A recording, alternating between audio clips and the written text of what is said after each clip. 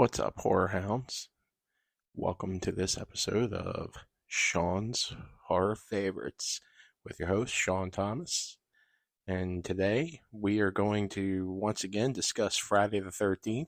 I wasn't happy with the original podcasting of this, so I figured I'd go ahead and give it another shot. Hopefully you enjoy. Can I get an intro?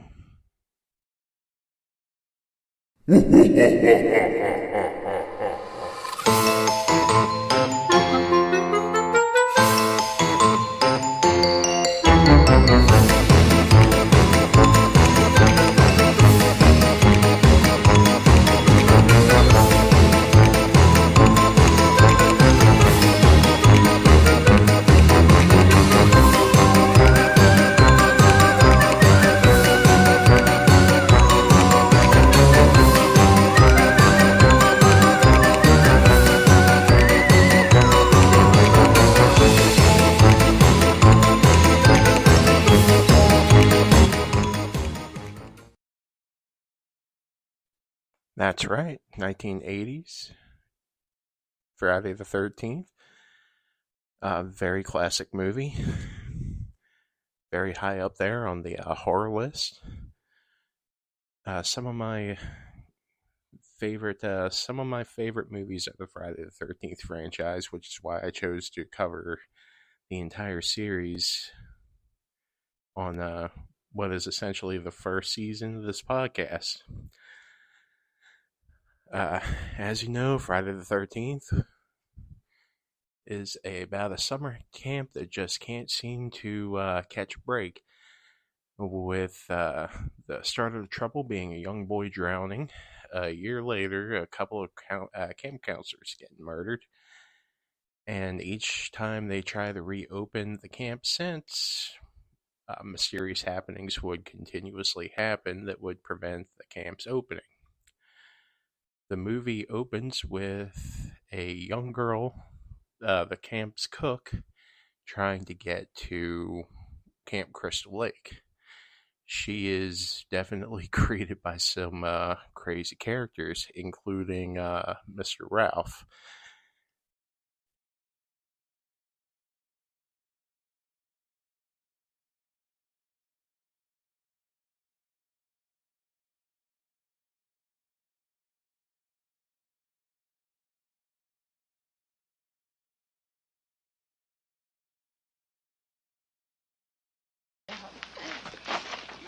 You're going to Camp Blood, ain't you? God damn it, Ralph, get out of here. Go on, get. Leave people alone. You'll never come back again. Oh, shut up, Ralph. It's got a death curse. He's a real prophet of doom, ain't he? How much you want to bet that dude is like the mayor of the town? Anyway, the aforementioned girl, she winds up going about halfway with this trucker, and he drops her off, and then she gets picked up by a Jeep, and she notices something is off right away and tells the person to stop, but they keep going, and eventually the person comes at her with a knife. She tries to get away, gets her throat slit.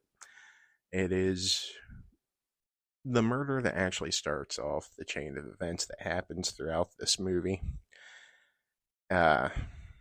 Special makeup effects were done by Tom Savini.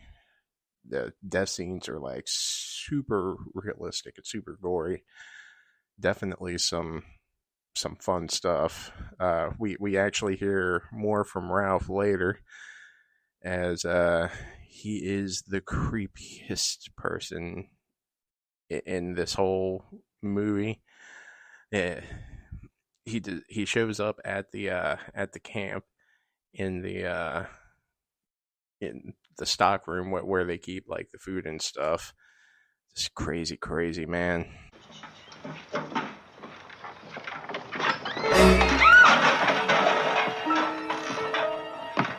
I'm the messenger of God.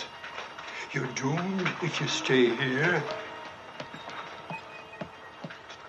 This place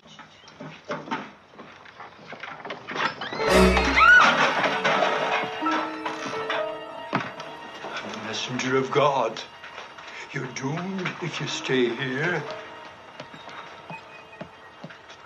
This place is cursed. Cursed.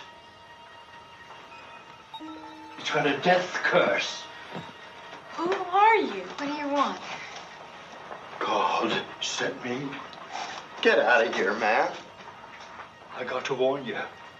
You're doomed if you stay. Go. Go.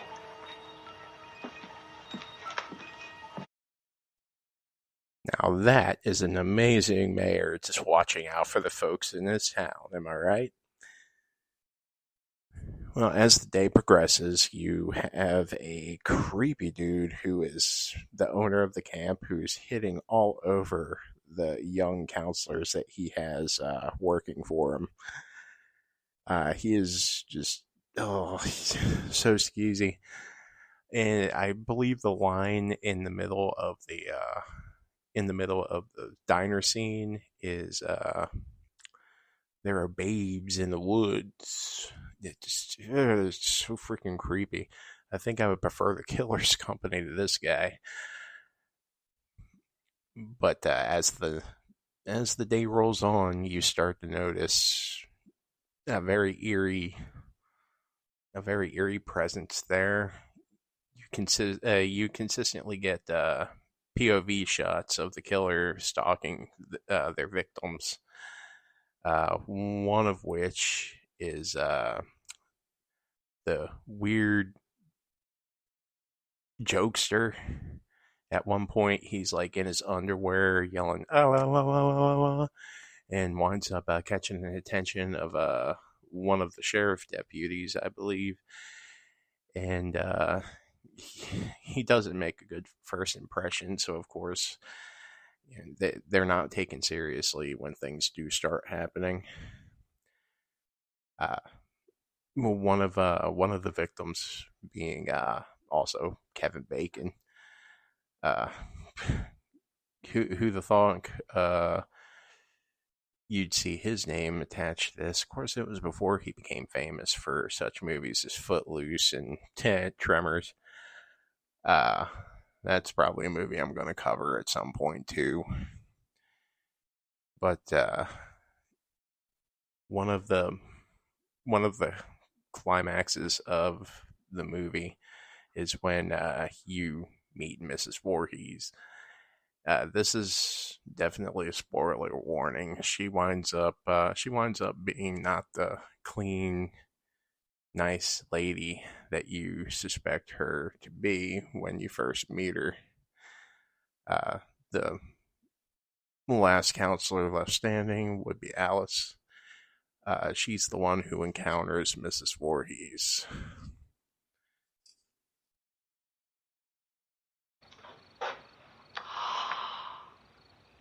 Oh, my Lord. So young. So pretty. Oh, what monster could have done this? Bill's out there. Oh, God, this place. Steve should never have opened this place again. There's been too much trouble here. Did you know that a young boy drowned the year before those two others were killed? The counselors weren't paying any attention. They were making love while that young boy drowned. His name was Jason.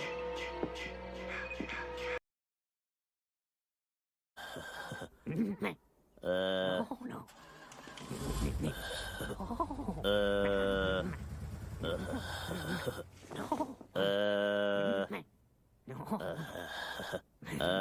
I was working the day that it happened, preparing meals. Here, I was the cook. Jason should have been watched every minute. He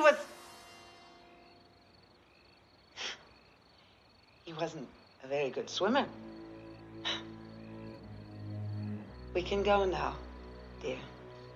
I think we should wait for Mr. Christie. Oh, that's not necessary.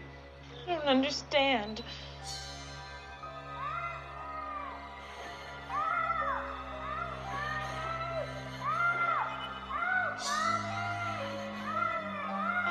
Jason. I am. You see, Jason was my son, and today is his birthday. Where's Mr. Christie? Oh, I couldn't let them open this place again. Could I? Not after what happened. Oh, my sweet, innocent Jason. My only child. Jason.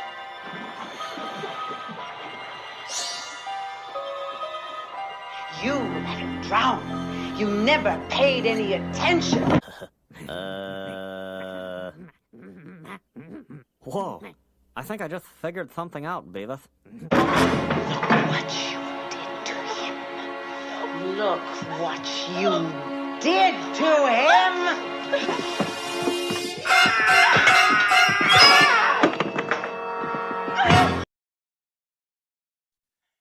And of course, as most people remember from the end of the movie, poor Mrs. Voorhees winds up losing her head over the situation. Shame, really. You gotta hand it to her. I don't know of many mothers that would go to that kind of lengths to protect their child after their death. But some fun trivia about this particular character. The only reason why Betsy Palmer took the role was because she needed a car, and the amount of money that they were going to pay her was going to be just enough to be able to pay for the car that she wanted.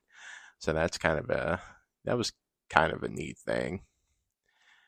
I also don't want to throw shade over the fact that a poor innocent life was taken during the movie.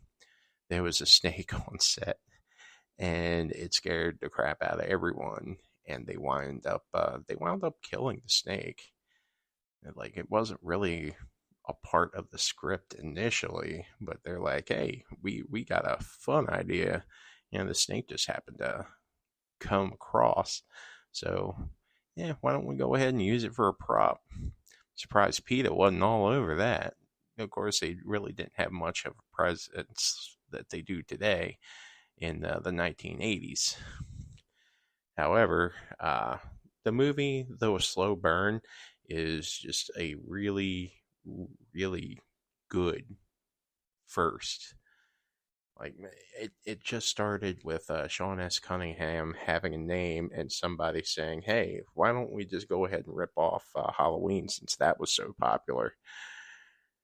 And from that spawned a franchise that's, although the continuity is kind of messed up, at least it's not as messed up as the Halloween continuity that spreads in all different directions.